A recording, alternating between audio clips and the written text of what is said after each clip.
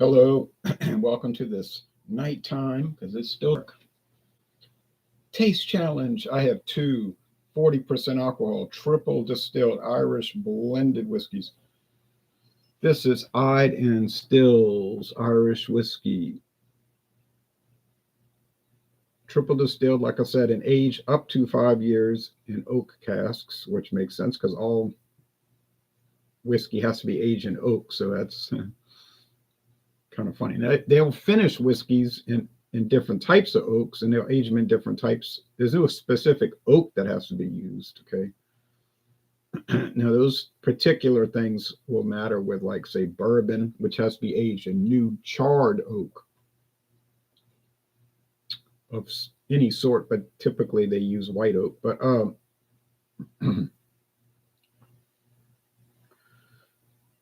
in Ireland, there's no specific, it doesn't say charred oak, new oak, used oak, none of those kind of things, just oak barrels. There may be a size consideration, regulation, I don't recall, but these both have the same bottle design, which is kind of a standard Irish whiskey bottle design, but I notice a lot of that with what seems to be private label.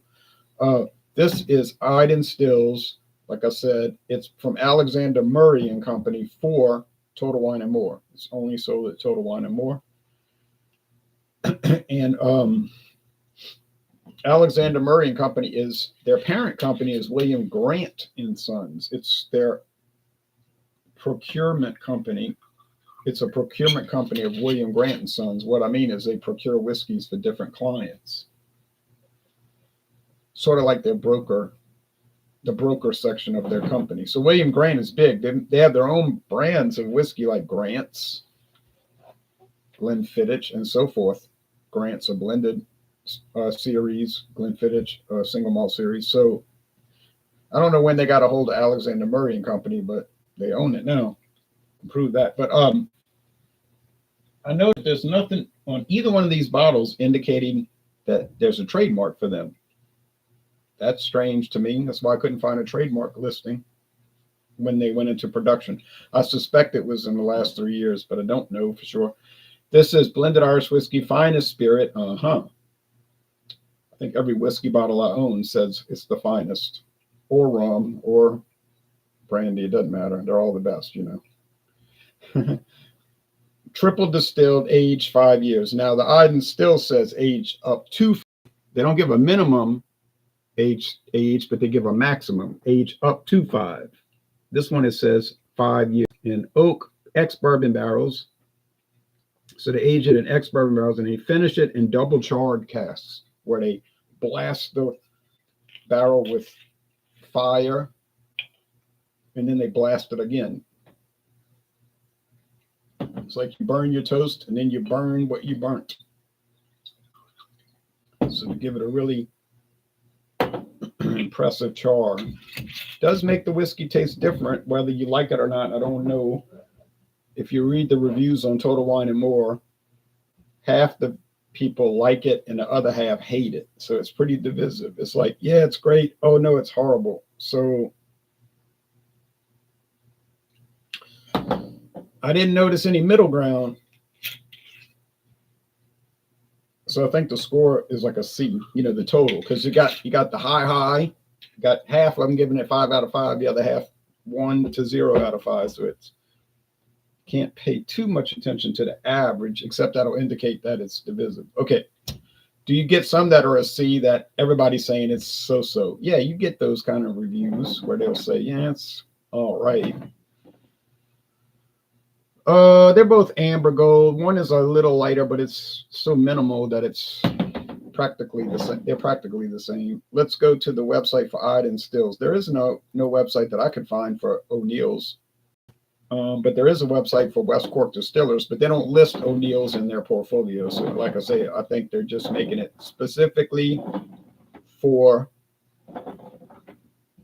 Total Wine and More. And another thing. It's 60, not this one here.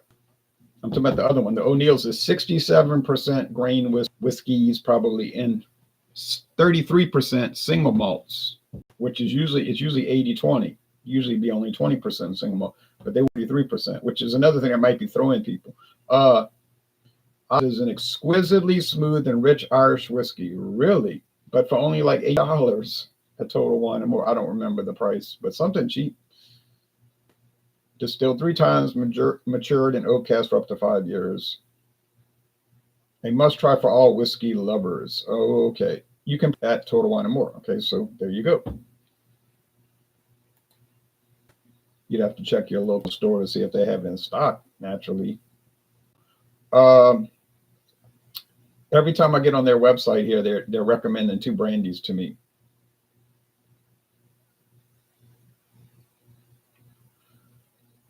Royal Brandy, 1889 Royal Brandy, and Classic Club VSOP. I own both of those. I bought them at Total Wine and More. I don't know why they think you will like them. Okay, I already bought them. Rhythm. Recommend something I haven't had. I didn't really like 1889. It was too flavored. Like, I know they can add flavor, but it's like they went crazy and added double vanilla or something. Classic Club is nothing special. It's from Sazerac. They make about 1,001, which all taste suspiciously alike. All right. Or very similar, at least. Irish whiskey. Let's see where prices are today, because I haven't checked in a week. I don't go to Total Wine too much because I don't live too close to it. If I happen to be in the neighborhood, I'll pass by, but I'm not usually making just something I really want to get. Like, not expert ratings. I hit the wrong. Like, for instance, I've been looking for pumpkin beers. We haven't got a single pumpkin beer in stock on here. That's how much pumpkin beer has fallen. Man, I remember around 12, the store would have, each store would have like 5, at least 5, but usually 10 or 11 pumpkin beers. Now, not a single one in any store in my town. But I did notice that Total Wine and More had Pumpkin Smash, an Imperial pumpkin beer, which I might buy, because Claude was talking about doing a pumpkin theme night, and I thought it was a good idea. Good idea if you can get it. Okay, O'Neill's, still $14.99. Not a special sales price. Nice. Don't pay any mind to that Jameson, because that's a half-size bottle. Not nice. All right, Kavanaugh, $15.99. Good product. No knock on it.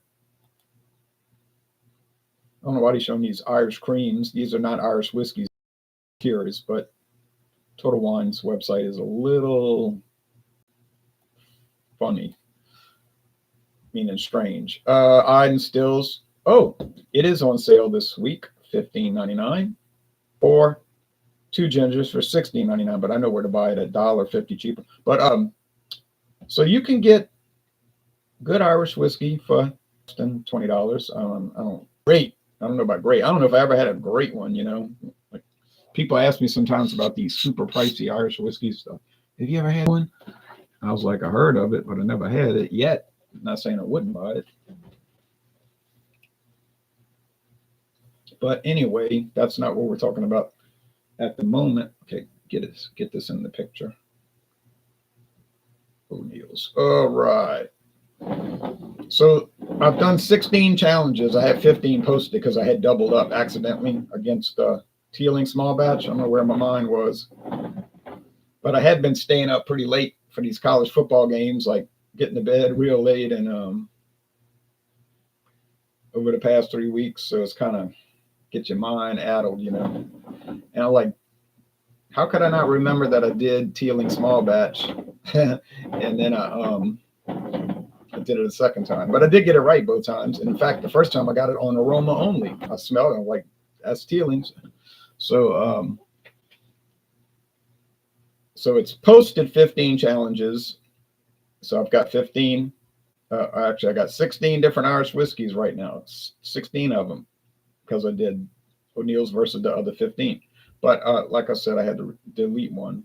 But I've only gotten it wrong 3 times, so over 80% correct. I'd rather be 100% correct, but I don't think that's too likely with some of these products because they're so similar. Now, O'Neill's does stand out a bit, which helped me get it right. Sure. All right.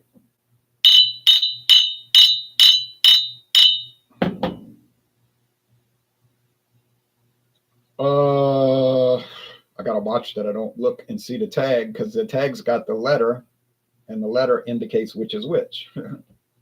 I'll put my pinky there to block it because I could possibly see it from that distance.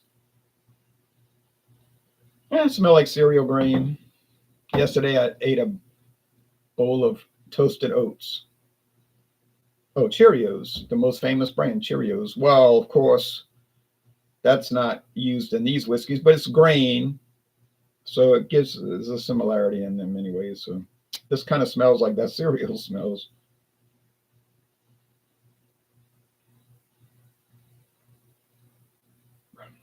Um, okay,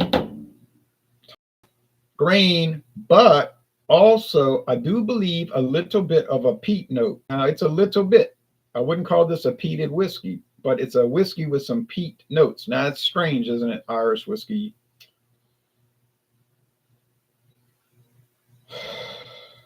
Is it non-standard? It is non-standard. It's a non-standard tasting aroma note and flavor. So initially I'm thinking this is the O'Neill's, but let's go with the taste to be sure. Get this lamp positioned a little better. Okay. Thank you, Elizabeth, for that lamp. Hope it lasts a long time. Nice. Bready, but like the bread, the dough part, not the crust so much. Or if you want to say like a soda cracker without the salt, yeah, something like that. I had this matzo from Israel in a can in the kitchen. I bought it on closeout, and that's a unique cracker. No salt on it, but it has a good flavor. So, but anyway, kind of reminds me of that. Oh, right. I'd never had that before. I know these people in New Jersey, whatever, matzo ball soup, but it's like a dumpling soup. Sounds like something I would like. I like chicken and dumpling. Don't you know? Not that I ever really eat it, but I do like it, though. I'll have to admit it.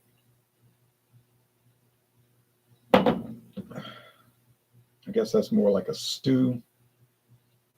Kind of the same thing, but stew's thicker.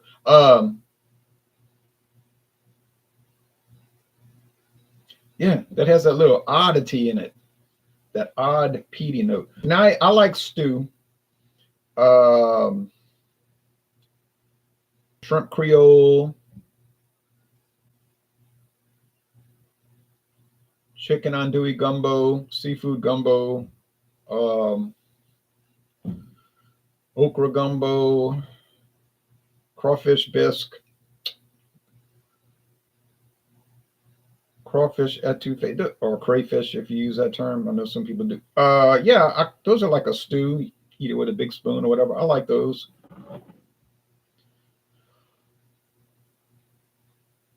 Chowder, clam chowder. They have the red and the white. I like them both. Somebody was telling me that the red is the Manhattan style and the white is the Boston, New England style. I guess that's so. I went to Georgia once and they had it along, right at Jekyll Island on the coast, Atlantic coast. But I think it was the red. But anyway, chowder is not a Louisiana thing. I mean, nobody eats that. But you can buy it in a can. I guess people eat it. But I'd like to say that there's a culinary tradition here is not the case. Okay. Okay. Oh, I had chicken stew the other day. My neighbor made it. Thank you, Miss Lynn. That stuff was dynamite. These are nice. Now, Irish whiskey is very popular these days.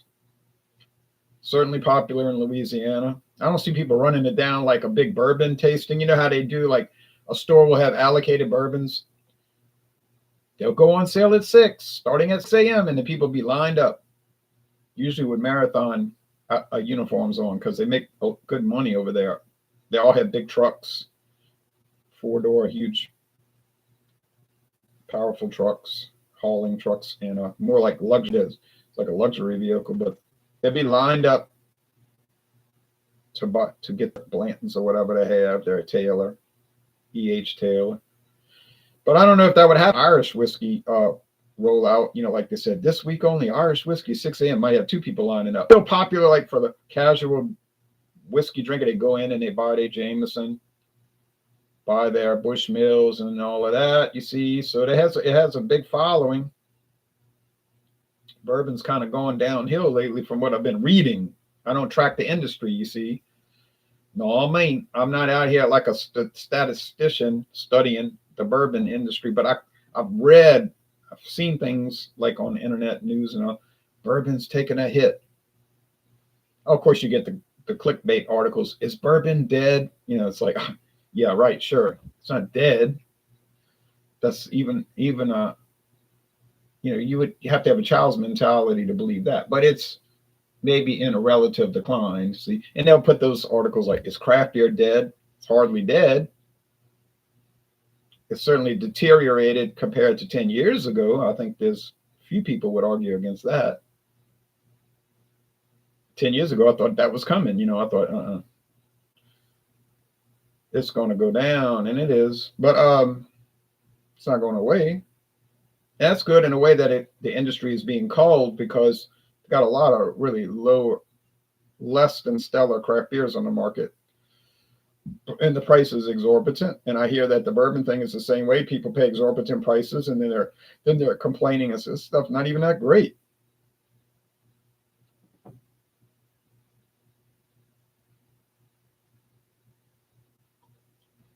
And another problem is the gatekeepers have lost control of the gates. Used to have people that would kind of like control the whole social media thing about bourbon, like, you better not say something bad about certain brands or they're going to ridicule you out of the group, just like start making fun of you, but they're the administrator, gang up on people and all of that. Those kind of snobby kind of people that's like control the narrative type of thing, which they do in politics as well, as we all know or should know.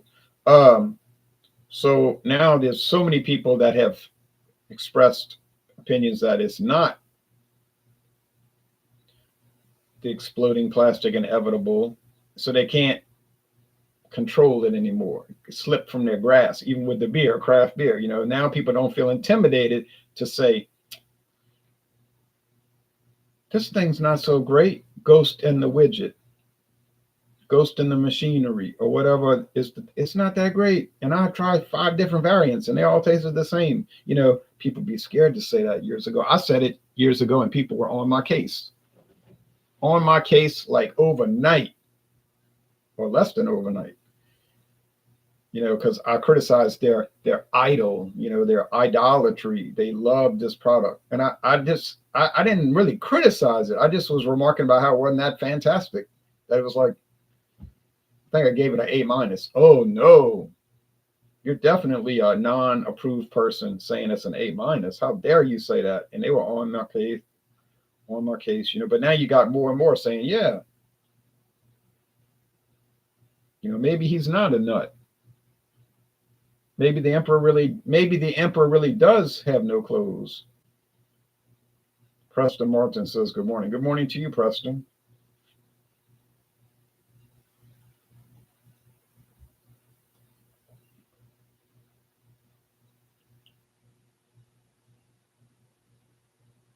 And then people like to bring, and they'll do that like the ridicule regimen. They'll bring up like non-related items. Like, so I pointed out some mild criticism of a famous craft beer. So then they'll bring up,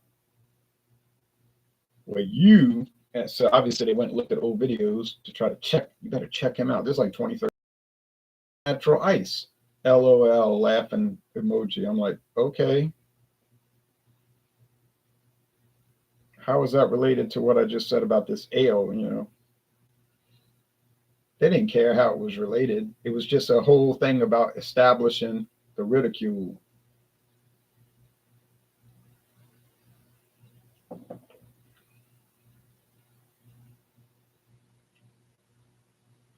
It's funny though, because when all that went down, it's happened so many times. I had a guy that ran the Facebook page call me on the phone, the group. He's like, man, these guys are on your case. I'm like, I don't know who these people are.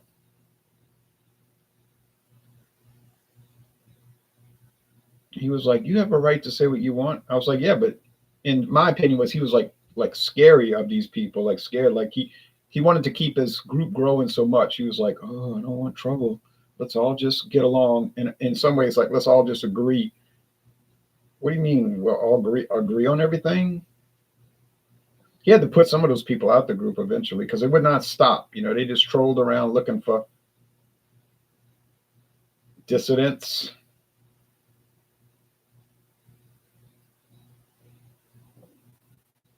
People who weren't so in the party line, so to speak. Um, I think this is the O'Neill. Now they both sweet like sugar water. They dry and they have a medium body. You know, it's funny how they'll taste sweet, but they'll finish dry, which I guess the perfect blend master gets that achievement. But I just think there's something kind of gnarly about this one, if you want to use that word. I'm not from California, but I've been there many times. But and I think it's that peaty thing. I can't pin it down. I can't pin it down. They're trying to pin it down for so many tastings now, going on 20. Can't quite get it, but I know it's something different about it. So I'm going to say O'Neill's, and if I'm right, that's going to put me at 9 out of 16. But really, you know, I deleted one of the posts for it, like I told you. 14 out of 17. It would put me at 14 out of 17 in reality. 13 out of 16 as in the posted challenges. I got it. I got it. I know you've been going a long time. Maybe they didn't go up there and tell you, but I got it. Okay. So 14 divided by 17 is 82%.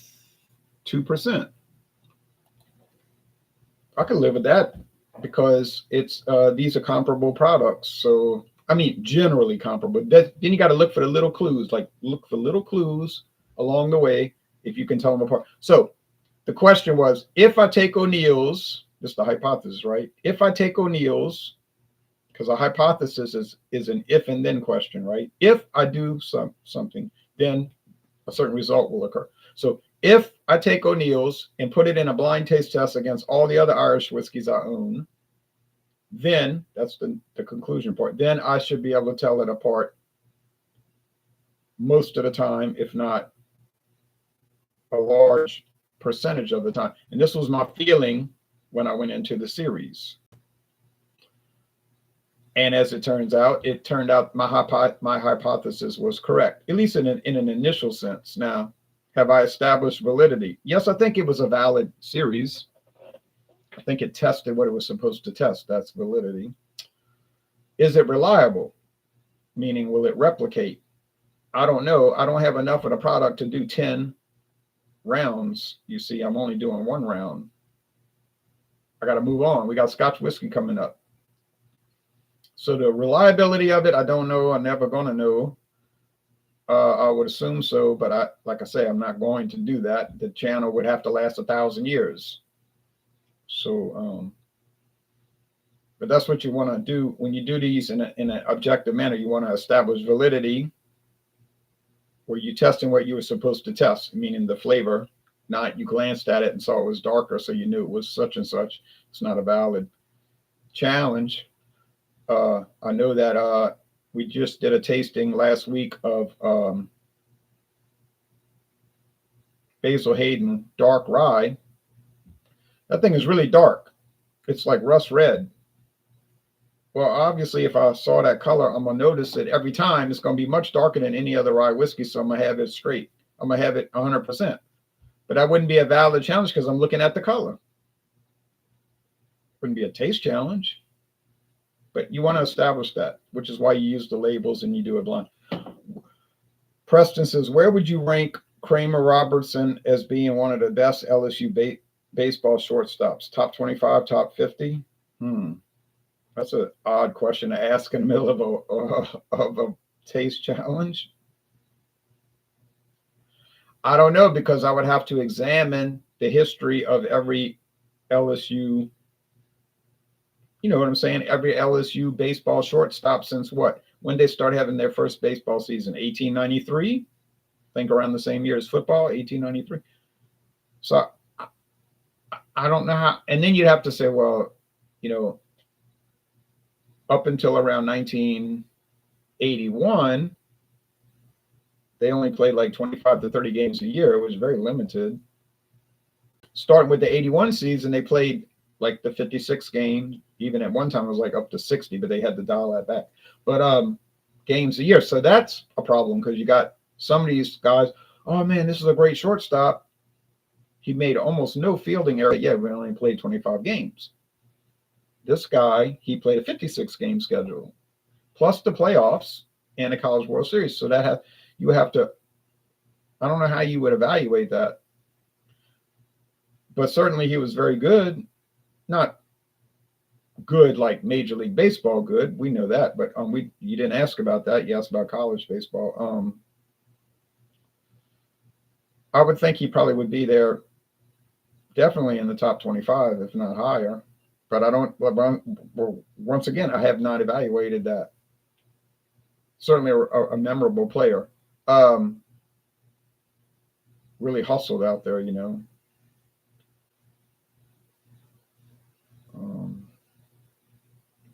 Many Louisiana State University baseball players have done well in the pros. Look at Aaron Nola.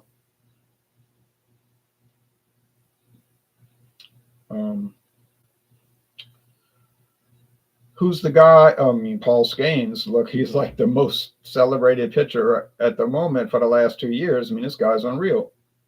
We hope he doesn't get hurt. You know, that always, oh man, it's a killer, you know, when they get hurt and then their career gets tore up. Who's the one for Toronto Blue Jays right now? Kevin Gausman. These are long-term career players, and they're amazing, and they went to Louisiana State University. Seems like it's a pitcher's thing, right? Scanes, you know, I remember Steven Strasburg. He had the potential to be one of the all-time greats, but he had injuries. He had like a series of injuries that really decimated, and to a large extent, his potential in his career. He had a nice career, but he wasn't the legend that we were hoping he would be. But because how could he be? He was hurt. You never know when injury is going to happen. That just happens. And but I was there. It's an interesting story, you know, because I was at the Nationals ballpark, there at the park. What was it, 2009, right? When he was drafted. So I was there at the park, and they said, they were showing it live on the video screen because it was like such a big deal. The Nationals have drafted Steven Strasburg, and the stadium was going crazy. You know, the people were going crazy. And I was like, I heard of him in college. Like, he was really good. Can't remember where he played. I think Bryce Harper was from San Diego State, correct? But anyway, he was very well known. And the next year, a year later, 1 year later, I was at the stadium when he played his first game, and he had 16 strikeouts. what's the most ever? 20. But everybody in the stadium was like amazed, you know. But unfortunately, he got hurt that year. His pitching motion was awkward, odd, and it hurt his arm, and just started a series of downhill. But I remember that the thing sold out in like 1 day. And I'm thinking, here I am in Louisiana with no kind of access to any kind of special internet access, no access to the access, you know what I mean? But I remember thinking, man, when those tickets go on sale, because they said when the tickets would go on sale, I said, I'll buy one if I could get through, but I know I'll get blocked by all these people buying half the stadium. But I just waited, and it came, it was like 8 a.m., and it went on sale, and I bought a ticket. And it was a ticket, I was like, $12 or something like that. It was in a bad seat, but I didn't care, you know. I'm in the stadium, you could walk around. So I got the seat, and it said, hold it at will call. I said, yeah, hold the ticket at will call. And I was there, and I said, I'm here at Steven Strasburg's first ever major league game, and one day he'll be a legend, and I can tell everybody that. Well, it didn't turn out that way, unfortunately, but I still was there, and the stadium was so packed with people. It was like, if you know anything about the Washington Nationals, their stadium never gets packed with people. Usually, if you go to a game there, they introduce the fans to the players because it's faster that way, because they got more players on the field than fans in the stadium. So they'll introduce the fans to the players, and then they'll have the game. And you hear the echo. You could hear all the players talking because there's no. And if somebody drops a pin, you can hear it. Like they're in the upper deck, and they drop a sewing needle. You can hear it down in the lower deck. Ding. All right, but it's not that bad, but it's close. Like Miami Marlins. I mean, golly, I've been to games there where it was a cavern, and the echo is so much because it's like an empty room. It's sad. And why is it that way? Is it because of crime, infrastructure? No, it's because the team is bad. People don't support a loser. I'm sorry. They have a few loyal fans, of course, but not many. It's the Brewers. They get good support, but they're usually competitive. Look at this. They're in first place this year. But Tulane, years ago, they would say they don't have any support. It's the Superdome. No, it wasn't the Superdome. Some people said we ought to go back to an outside stadium where we used to have big crowds. And I researched the data. There was no difference in attendance. Superdome versus the old stadium. It was just, if the team was good, they had a good crowd. If the team was terrible, they would have bad crowds. Get it? Yeah, games were 1 year Tulane had won one game and lost 10. Back when they played 11 games. 1 win, 10 losses. So the stadium was empty most of the time. Well, common sense, the team was bad. Then I read in the years when they had the open air stadium. And people like to manipulate the narrative. Like, look at this big crowd. I'm like, yeah, well, they're playing Louisiana State University. So they're playing LSU. So they're going to bring 50,000 regardless. Or they're playing Mississippi State. Going to have 30,000 coming from Mississippi every game, no matter what. And I'm like, well, Tulane won 9 games and lost 2 that year. And then they went to the bowl game. So, yeah, I guess they did have a big crowd. Look at the year, 2 years before when they won 3 games. It was outside, fresh air, terrible crowds. Wonder why that was. Oh, yeah, they were bad. So, people are kind of limited if they don't think about things in the big picture. Now, does Tulane have good crowds at their stadium now? Yeah, because they have an undefeated record. They've been to the championship 3 years in a row. They went to the Cotton Bowl and upset Southern California for the 2022 season. So they're on a roll. So, of course, they got big crowds. This should be obvious to people. I mean, look at Temple University. People might say, oh, they play in a pro stadium. That's why they have bad crowds. No, it's because they're bad every year. I mean, figure it out. Does Temple need to build their own on-campus stadium? Well, A, there's no room on campus. There was barely any room on Tulane's campus. And B, no, they don't need to do that. Look at Miami, the Hurricanes. They don't play in their own stadium. They rent a stadium from the University of Miami. I mean, from the Dolphins, that stadium there in Miami Gardens. The old Joe Robbie Stadium built in 1987. You say, well, they got big crowds. Yeah, because they win. Look a few years ago when they were rotten. Look at the crowds. Terrible attendance. People want to follow a winner. Okay, enough of that ranting. See what you did, Preston? Back to this. Are people going to follow these products? No. They are winners. In my opinion, these are winners. These products are good. But unfortunately, they're not well known, and they're not going to get the traction that Jameson and Bushmills have. That's expected. That is expected. But are they worth trying? Definitely. Should you try them? I would recommend it. And then you can decide on your own if it's good or not. You can figure that out. Okay, well, y'all take care now. Bye-bye, everybody.